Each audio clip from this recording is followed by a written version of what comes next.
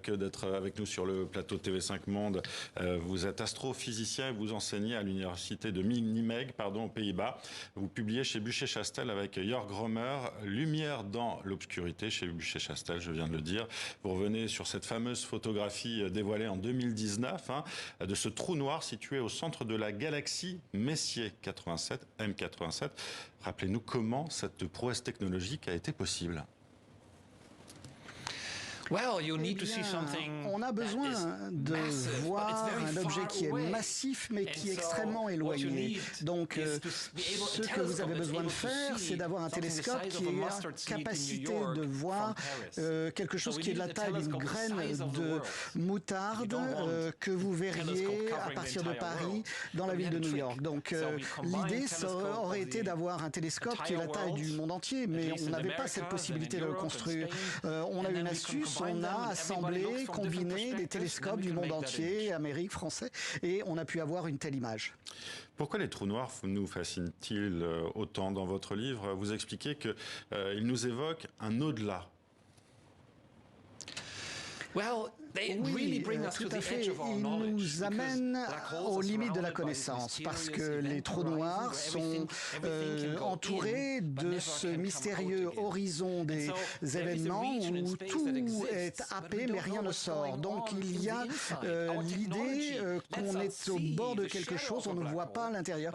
On voit par la technologie l'ombre du trou noir, mais la technologie, on sait qu'on n'arrivera pas à savoir ce qui est à l'intérieur. On ne peut qu'en rêver. Donc il y a beaucoup de technologies qui nous amènent à la limite, aux frontières de la connaissance, au début du Big Bang, au début de l'univers, jusqu'à la fin de l'espace et du temps dans les trous noirs. Pourquoi vous avez eu envie de photographier l'un d'entre eux? C'est justement à cause de ce mystère? Oui, tout à fait. J'ai toujours été curieux, j'ai toujours posé des questions. Pourquoi? Jusqu'où pouvons-nous aller? En physique, aujourd'hui, on peut aller à la proximité, au bord des black holes, mais pas au-delà. C'est pour ça que les grandes théories de notre monde entrent en collision.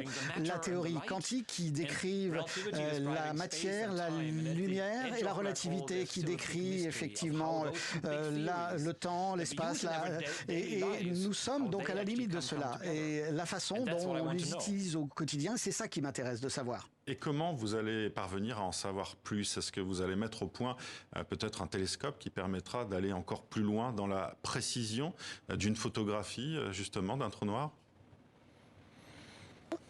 Nous utilisons déjà le monde entier, mais pas encore complètement le monde entier. Nous voulons étendre, élargir notre télescope et ce sera l'Afrique. Nous commençons à construire un premier télescope en Afrique, il y en aura d'autres à l'avenir. Donc ce sera vraiment le monde entier qui sera impliqué. In fine, peut-être qu'on ira même jusque dans l'espace pour avoir des résolutions encore plus précises, pour aller chercher les derniers mystères du trou noir. Et nous voulons faire des films en couleur. Nous avons une photo aujourd'hui, mais dans quelques années, nous aurons des films des trous noirs et voir comment ils avalent la matière, comment même on arrive à s'échapper, à fuir d'un trou noir et ce qui se passe à l'intérieur. Qu'est-ce que vous pensez justement de la sortie de ce télescope Webb dont on parle beaucoup ces derniers temps? Le télescope James Webb s'intéresse à différentes choses.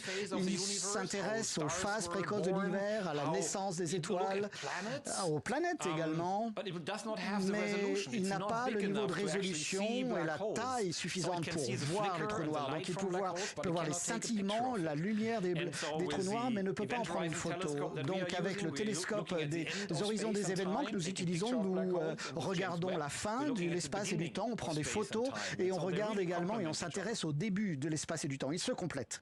Vous évoquez aussi votre foi en Dieu dans ce livre, vous êtes protestant. Est-ce qu'il y a dans votre recherche scientifique une quête de Dieu, justement? Je pense et je crois qu'au début de l'ère, il y a eu un créateur. Nous avons perdu notre capacité à parler du Dieu. La physique nous fait nous intéresser au Big Bang, mais il ne nous dit pas d'où viennent les choses, d'où viennent les lois de la nature, l'état de l'univers, d'où vient-il? Nous ne savons pas tout cela. Et nous devons revenir aux anciennes questions. D'où venons-nous tous? Nous devons apprendre à parler de Dieu et à poser à nouveau des questions, sachant qu'on n'a pas toutes les réponses, mais poser des questions. Cette fois, elle peut paraître antinomique avec votre travail de scientifique. Qu'est-ce qu'elle vous apporte justement dans votre domaine de recherche, cette façon de se poser des questions que vous évoquiez à l'instant, par exemple? Je suis une personne curieuse par nature. Je veux connaître les choses. Mais nous sommes également des êtres spirituels. On doit connaître les faits, mais on doit également avoir la foi, ce qui nous donne nos deux jambes. Et cela fait de moi une personne plus heureuse pour poursuivre mes travaux. À chaque fois que je travaille dans la science, j'apprends encore davantage sur Dieu. Alors, vous l'avez un petit peu évoqué, mais quels sont vos prochains projets de recherche? Il y a notamment donc le projet de télescope en Namibie, c'est ça? Il y a d'autres choses également?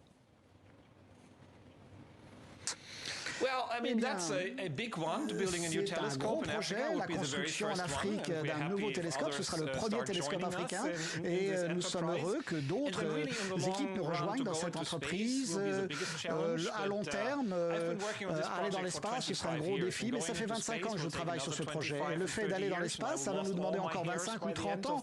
J'aurais perdu tous mes cheveux à ce moment-là, je ne serais peut-être pas là, mais je veux vraiment voir encore mieux et plus précisément les trous noirs et d'aller aussi loin possible avec notre science. Voilà, vous qui vouliez être justement astronaute quand vous étiez petit, ce que vous expliquez dans votre livre Lumière dans l'obscurité. Merci à Aino Falque d'avoir été avec nous, ce livre qui est paru donc chez Bucher-Chastel. Merci d'avoir été avec nous.